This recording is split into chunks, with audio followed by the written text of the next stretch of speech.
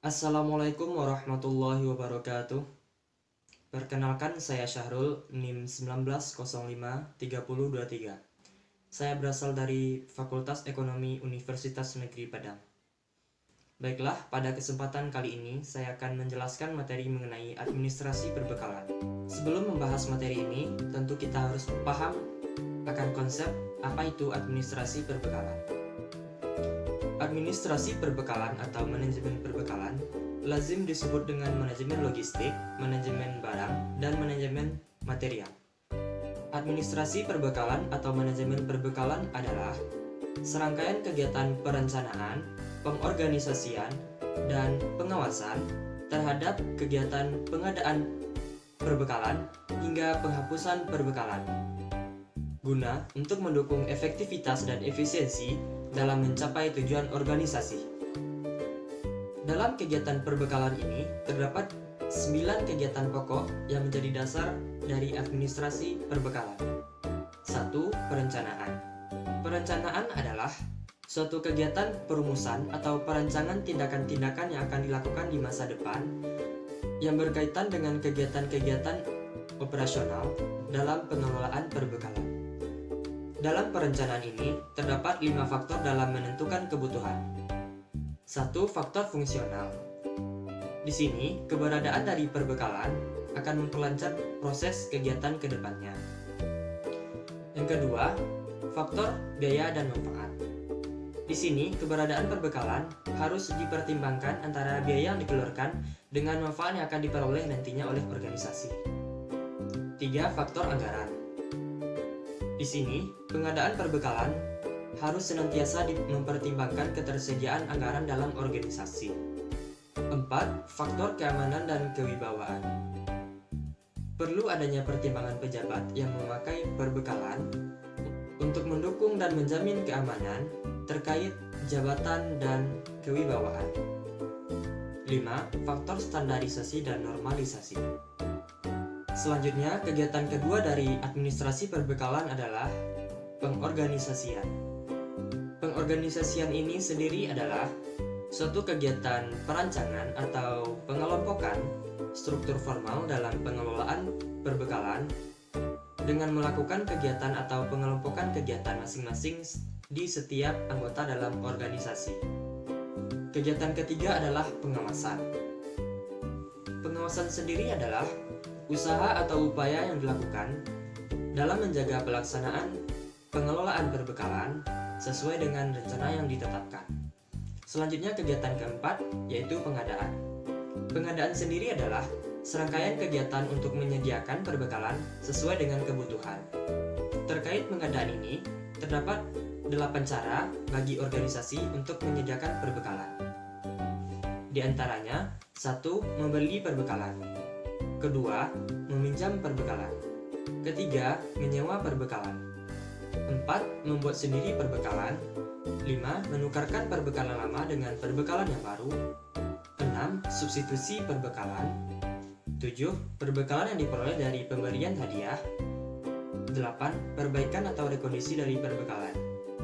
Sehingga, organisasi dapat memilih beberapa alternatif dalam pengadaan perbekalan ini. Selain cara-cara dalam mendapatkan atau pengadaan perbekalan, di sini juga akan dibahas terkait sistem pengadaan perbekalan. Terdapat 3 sistem pengadaan perbekalan yang perlu kita ketahui. 1. Sistem sentralisasi. Dalam sistem sentralisasi, pengadaan perbekalan untuk seluruh unit kerja akan diberikan kepada satu unit kerja, sehingga pengadaan perbekalan dalam suatu unit organisasi akan dilayani oleh satu unit kerja ini. Yang kedua, sistem desentralisasi. Berdasarkan sistem ini, terkait dalam pengadaan perbekalan akan diserahkan kepada setiap unit kerja dalam organisasi. Yang ketiga, sistem campuran. Sistem ini merupakan kombinasi antara sistem sentralisasi dan desentralisasi dalam pengadaan perbekalan. Tentunya, setiap organisasi dapat mempertimbangkan untuk memilih sistem apa yang akan digunakan dalam organisasinya. Selanjutnya, kegiatan kelima dari administrasi perbekalan adalah pencatatan atau inventarisasi. Inventarisasi perbekalan adalah suatu kegiatan untuk memperoleh seluruh data perbekalan guna untuk proses pengendalian dan pengawasan terhadap perbekalan, serta mendukung efektivitas dan efisiensi dalam mencapai tujuan perusahaan. Dalam inventarisasi ini terdapat beberapa manfaat yang tentunya akan memberikan nilai positif bagi organisasi atau perusahaan, seperti memberikan informasi terkait perbekalan, menjamin keamanan perbekalan, dan membantu dalam pengambilan keputusan suatu manajemen. Kegiatan keenam adalah penyimpanan atau penggudangan. Penyimpanan ini merupakan kegiatan pengurusan perbekalan, baik yang bersifat administratif maupun operasional, yang berkaitan dengan pelaksanaan tata kerja maupun penyimpanan barang, yang berkaitan dengan pelaksanaan tata kerja maupun pengaturan barang di tempat penyimpanan. Dalam penyimpanan ini terdapat 5 instrumen yang mendukung administrasi penggudangan. Di antaranya 1. Buku penerimaan barang, 2. Buku pengeluaran barang, 3. Kartu persediaan, 4. Bon permintaan barang, dan yang kelima surat penyerahan barang. Kegiatan selanjutnya dari kelanjutan penyimpanan ini adalah pendistribusian. Pendistribusian adalah suatu kegiatan pengurusan perbekalan terkait pembagian perbekalan ke setiap unit dalam organisasi. Terdapat 6 azas penyaluran dalam kegiatan pendistribusian. Yang pertama, ketetapan jenis perbekalan. Yang kedua, ketetapan nilai perbekalan. Yang ketiga, ketetapan jumlah perbekalan. Yang keempat, ketetapan waktu penyampaian. Yang kelima, ketetapan tempat penyampaian. Dan yang keenam, ketepatan kondisi perbekalan. Kegiatan selanjutnya adalah pemeliharaan. Pemeliharaan adalah suatu kegiatan pengelolaan perbekalan guna untuk mempertahankan kondisi dari perbekalan ini dan menjamin jangka waktu pemakaian dari perbekalan atau barang sampai pada batas optimal. Dalam kegiatan ini, terdapat 2 cara dalam kegiatan pemeliharaan barang. Yang pertama, perawatan preventif, di mana kegiatan ini dilakukan sebelum adanya kerusakan pada perbekalan. Yang kedua, perawatan depresif. Perawatan ini dilakukan ketika suatu perbekalan sudah mengalami kerusakan. Kegiatan terakhir dari administrasi perbekalan ini adalah penghapusan, di mana penghapusan ini adalah suatu kegiatan pelepasan perbekalan dari pertanggungjawaban yang berlaku, baik secara fisik maupun secara administratif. Terdapat beberapa alasan mengapa perbekalan ini dihapuskan pada suatu organisasi atau perusahaan. Yang pertama, adanya kemungkinan perbekalan ini sudah tua. Yang kedua, adanya perbekalan ini sudah ketinggalan zaman. Yang ketiga, adanya perbekalan ini hilang. Selanjutnya, kita akan membahas mengenai persoalan-persoalan yang terjadi dalam administrasi perbekalan. Dalam pengimplementasiannya, terdapat 8 kelalaian atau penyebab sehingga terjadinya penyimpangan dalam pengelolaan perbekalan. Yang pertama yaitu karena salah rencana dan penetapan kebutuhan. Hal yang seperti ini terjadi karena kurangnya analisis dari organisasi untuk mengamati apakah perbekalan ini akan berguna nantinya bagi perusahaan. Yang kedua, salah pengadaan. Hal ini terjadi karena adanya kekeliruan dalam pemenuhan perbekalan dalam organisasi. Yang ketiga, salah tempat.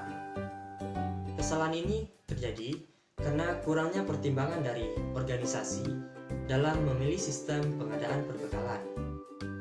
Yang keempat, salah pakai. Yang kelima, lalai rawat. Yang keenam, lalai cacat. Yang ketujuh, lalai simpan. Dan yang kedelapan, lalai kontrol. Kelalaian dalam kegiatan mengontrol ini diakibatkan karena kealfaan pengawasan. Selanjutnya, azas-azas dalam manajemen perbekalan atau administrasi perbekalan, di mana dalam administrasi atau manajemen perbekalan terdapat 8 azas. 1. Azas keahlian. Biasanya azas ini dimiliki oleh orang yang menangani perbekalan. Yang kedua, azas kreativitas. Maksudnya di sini adalah pihak yang menangani perbekalan senantiasa harus memiliki alternatif dalam pemecahan permasalahan. Yang ketiga, azas ketelitian. Di sini pihak yang menangani perbekalan harus teliti dalam pengelolaan perbekalan. Yang keempat, azas ketertiban. Yang kelima, azas kualitas pelayanan. Yang keenam, azas kesempurnaan watak. Yang ketujuh, azas efektivitas. Dan yang terakhir adalah azas efisiensi. Oleh karena itu, pada suatu organisasi harus dapat menyeimbangkan seluruh azas-azas ini agar adanya manajemen yang baik dalam pengelolaan perbekalan. Selanjutnya adalah etika dan moralitas dalam manajemen perbekalan atau administrasi perbekalan. Secara etimologis, etika berasal dari bahasa Yunani, yakni ethos, dan dalam bentuk jamak yakni ta eta, yang berarti adat istiadat atau kebiasaan. Sehingga secara etimologis, etika dan moralitas ini secara substansial sama, yang mana keduanya merujuk kepada penilaian perilaku, baik itu perilaku individu maupun perilaku dalam kelompok. Baik, sekian yang dapat saya jelaskan mengenai manajemen perbekalan. Sebelumnya saya ucapkan terima kasih. Assalamualaikum warahmatullahi wabarakatuh.